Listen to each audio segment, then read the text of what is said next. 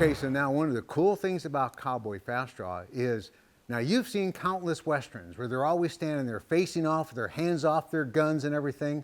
I can guarantee you that never actually happened in the Old West.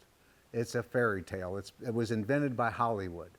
However, any gunfights that did happen, think back to the movie Tombstone. You saw them do lawmen ready. They put their hands on their gun. That let people know that you're ready for a gunfight if that's necessary. We call it lawman ready because it's still used by law enforcement today. I've trained law enforcement. And when you want people to know that you mean business, you put your hand on your gun. So this is a historically correct position. Don't let anybody ever fool you different. So now, the cool thing is we start with the hand on the gun fully holstered, the finger is outside the trigger guard. When the start light comes on, you lead with your thumb, meaning you cock the hammer is the first thing you do. You get that cylinder moving, you cock the hammer, and just draw the gun nice and easy. It's a nice, easy thing to learn. And one of the better aspects of Lawman Ready is it takes the intimidation factor out of the whole sport. In the old days, there used to be drop guns. We hardly ever see that in Cowboy Fast Draw.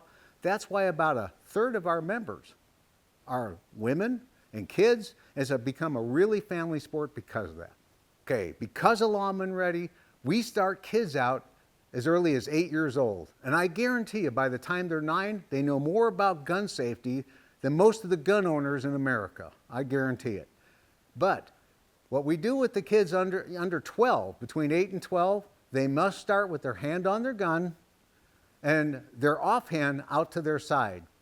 On the start light, they draw the gun, cock the hammer with their off thumb, keep the hand in contact with it, and fire the shot down range. And what that does, it cuts down any chance of the shot ever being fired before the gun is leveled and pointed down range. Okay, now everybody has seen in the movies people fanning their guns like that. I can guarantee you most gunfighters did not fan in the Old West.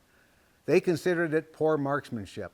The most noted gunfighters that actually lived to old age, except for Bill Hickok, he was shot in the back of the head, but Wyatt Earp and them, they were very deliberate in their actions.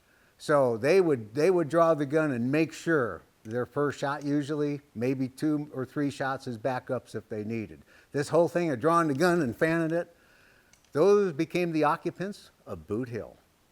Some people prefer to fan their 6 guns. That is allowed in CFDA, but they must start with their left hand. It cannot be in front of their body. Their left hand is kept outside of the body, and when the light comes on, they draw, fire, and fan the shot. Some people are very good at that, but I gotta warn you, that's extremely hard on 6 guns.